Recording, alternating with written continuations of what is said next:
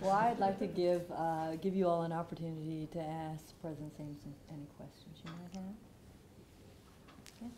Yes, ma'am. I have two questions, so you can answer whichever one or both if you have time. But my first question is, what do you think of the direction of our new curriculum?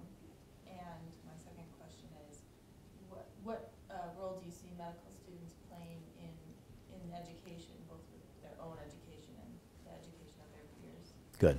Well, the first question, as I understand it, was what do I think of the new directions in your curriculum?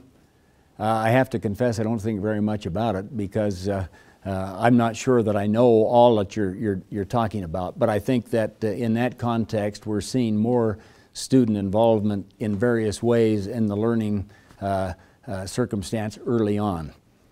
We work a lot at BYU on mentoring, and so I'm very much in favor of it, and I think you're doing good things. I think that the second question, and correct me if I'm wrong, is that you were asking what do I think about the role of students in medical students in medical education.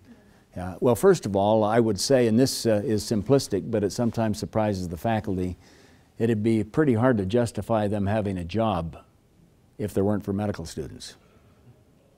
That's some people have research appointments and that's all they do, but those that are supposed to be faculty have a hard time, in my view, justifying their existence without students. So de facto, students are very important. But I think the real rule is, or the real reason that you're asking the question is exactly how should that happen. In medicine, we've had the tradition that other people have picked up, but I think that if you read even before the Flexner Report and other things of well over a century ago, the tradition of see one, do one, teach one is pretty basic. And I think that the sooner that medical students get involved in not only teaching themselves but teaching others, it's a good thing. I'm one who believes that if you can't explain what it is you're trying to do or think you know to a colleague, you don't know it very well.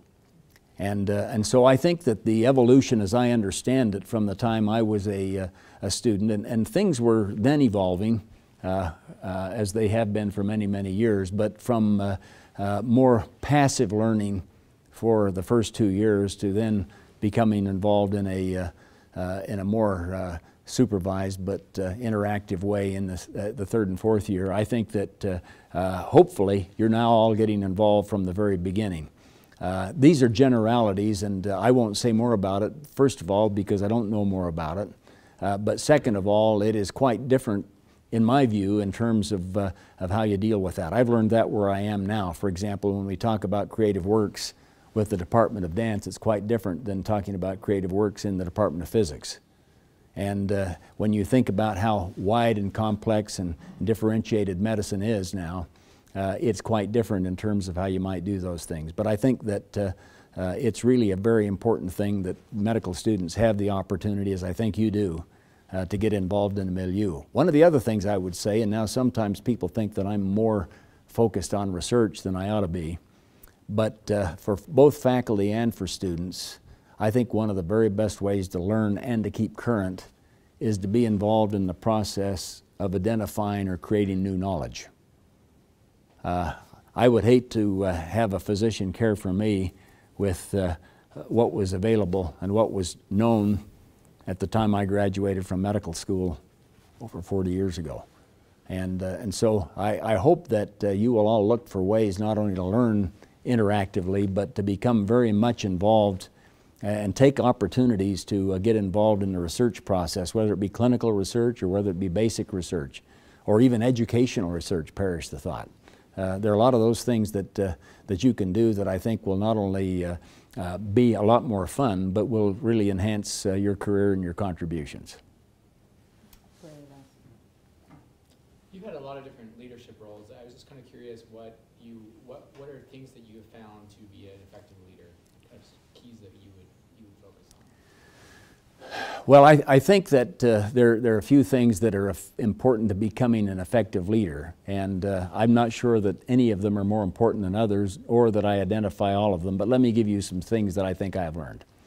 One is that you can learn a lot about leadership by watching effective leaders and then emulating and adapting according to your own personal situation and needs what you see them do.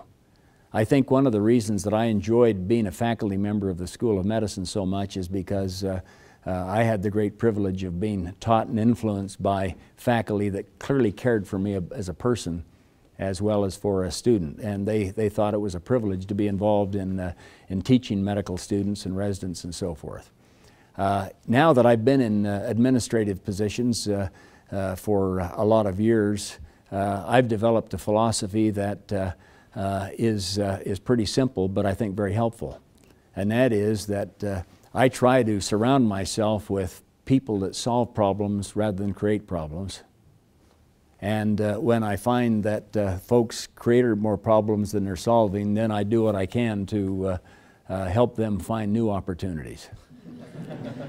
I wouldn't want to say anything about Donald Trump or Governor Romney or anybody else, but I think that it's important that you have people around that you deal with. I've been in situations, for example, where management teams, and I won't be more specific, but I've been on several management teams where people spend a lot of time talking about problems or bring problems to the group. My own preference, which I think is important as a leader, is to surround myself with very good people, again, as I've confessed, who know more than I do about the specifics, empower them to get the best data and understanding, and then to solve the problem. And so I take a lot of satisfaction in people that are self-starters, who are very thoughtful in the approach that they take, but are willing to get the work done and then report what they've done rather than asking the leader to make every decision. I think a leader that feels like he or she has to make every decision and that people can't act with independence around them is not likely to be a very effective leader in most situations. Is that helpful? Thank you. Good question. Yeah, these are all good questions. Who's next? So you talked about some of the significant relationships you established early on in your education and your career. Kind of explain kind of how those relationships started and what kind of led you specifically, was it Dr. King, I think you mentioned. What is it that instigated or initiated those relationships, and what about it, those people led you to that? Well, that's a good question. We're talking about what initiated relationships with faculty members. That fundamentally it, with administrators and others. Some were serendipitous. Somebody happened to meet. Some of those interactions related to particular issues, as I've mentioned with Dr. King in his role as an associate dean and his responsibility to manage unruly medical students at a time when people would have thought the one percenters were in even greater control, and that the current day 99 occupiers were a pretty tame group.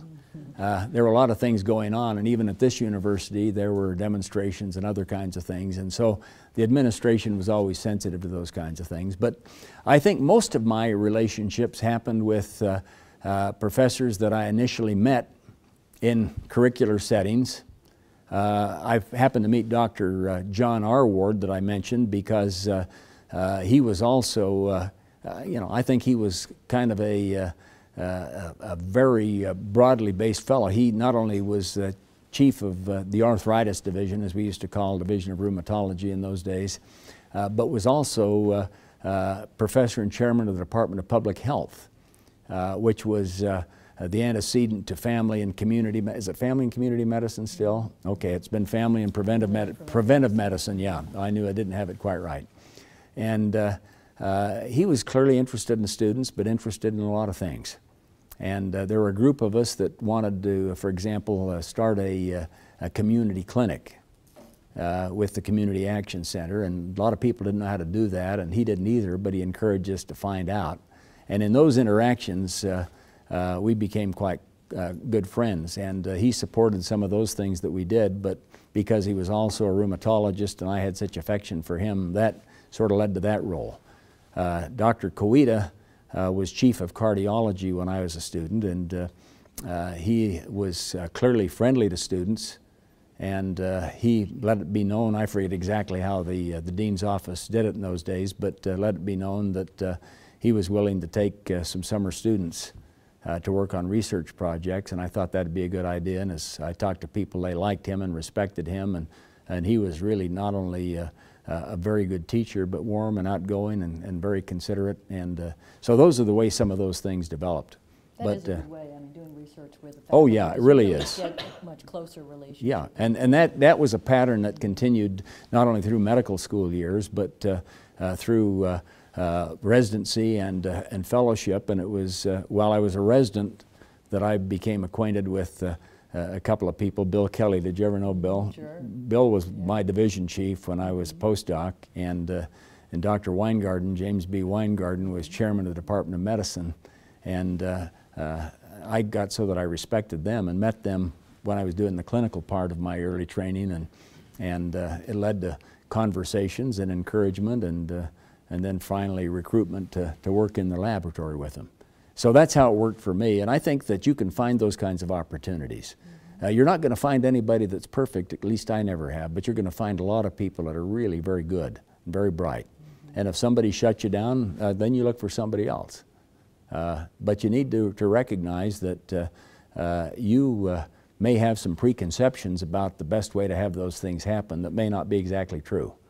I'm really grateful that I was smart enough, maybe I was fearful enough, that I decided I'd stand back and watch a little bit, and been very grateful for those. You know, where our time is just about out now, and I really want to thank President Samuelson for taking time out of his incredibly busy schedule. You can imagine how many demands are on his schedule just to come and have lunch with you all. And so I want to present to you, this is a little book. Oh, thank you, Dr. Lee. Next time I'm going to give you a tie, but at this time we're giving you a book. All right, good, good. Well, thank you, thank you, so much. thank you. Really Appreciate it. Yeah. Thanks. Thank you.